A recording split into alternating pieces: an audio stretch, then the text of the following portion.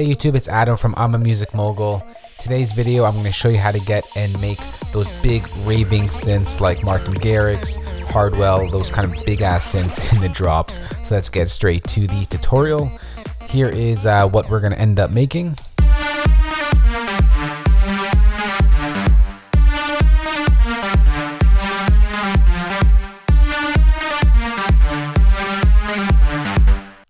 So the first thing we're going to do is create a software instrument track, and we're going to load in Logic's ES2 synth.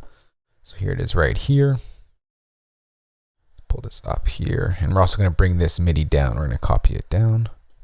Okay. All right, so the first thing we're going to do here is we're going to load in a preset, which is under tutorial settings, which once again is off my screen, but we're going to choose the Analog Saw 3 oscillator. Here's the preset right here.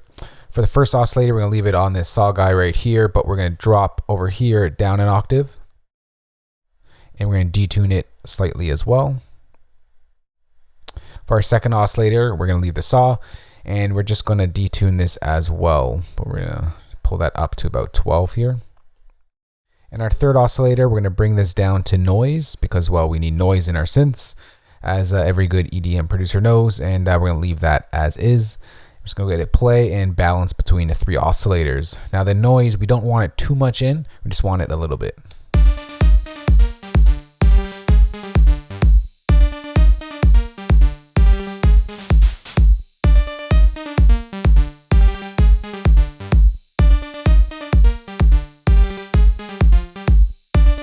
Alright, something like that is okay. We may need to change it later, but we're good for now. Next thing we're going to do, we're going to change this to legato.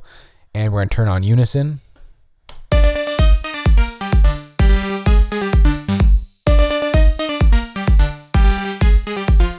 Alright, the next thing we're going to do, we're going to pull up this analog knob here to add in some analog style to it.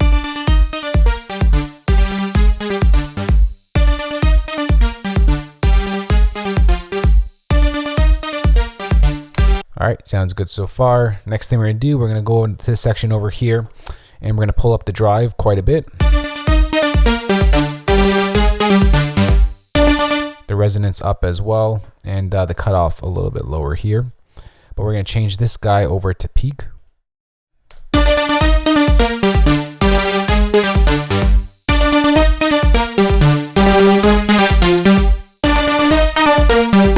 We'll tune this to about 11 a.m. right here, or 11 o'clock.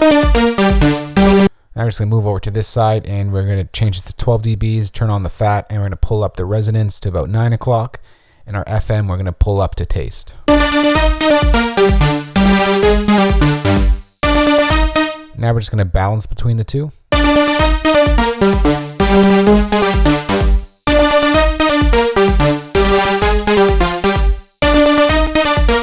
So about there is good. I'm just going to lower the volume here. It's clipping quite a bit.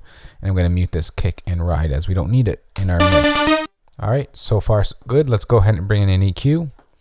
And we're just going to pretty much cut out around, use this guy right here. I'm going to cut around the 450 range.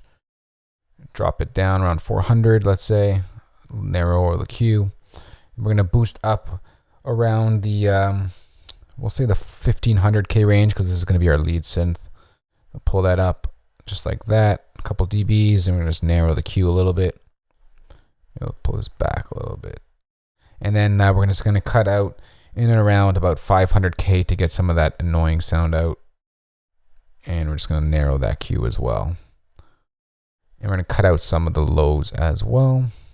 And we get something like this.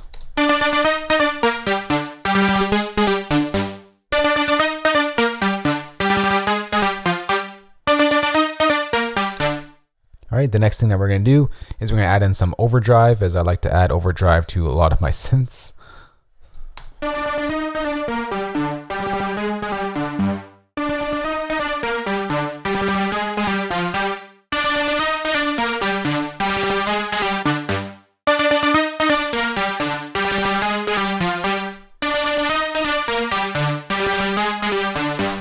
Alright, next we're going to add in some reverb.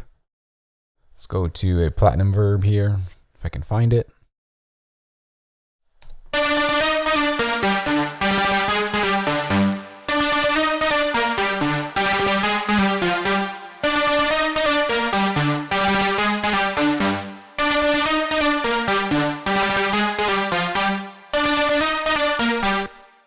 course, you can add reverb to taste. And our last step we're going to do is going to add some sidechain. Now, instead of routing the kick to a compressor, I'm just going to quickly add in a quick tool that I can use, which is by Xfer Records, and it's called LFO Tool. So I'm going to bring in a preset here, sidechain 5 I usually like to use. So let's go ahead and take a listen to how our sound sounds with the pumping effect, with our kick and our ride.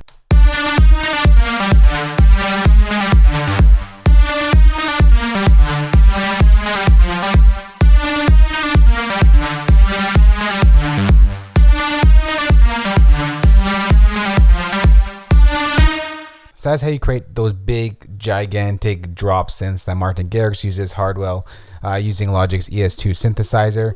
I'm going to go ahead and save this as a preset, so you can go ahead, download it, and load it into ES2 and use them in your future tracks. Maybe alternate and change some of the sounds a little bit to create your own flavor to it. And just follow the steps here. Add in some EQ, add in some overdrive, add in some reverb is a must, and of course that pumping effect tool that every EDM producer uses. You need that in your tracks, and you're good to go. If you have any questions on this, you can ask me in the comment section below. For more good videos, remember to hit that subscribe button, and I'll see you all in the next video. Talk to y'all soon. Later.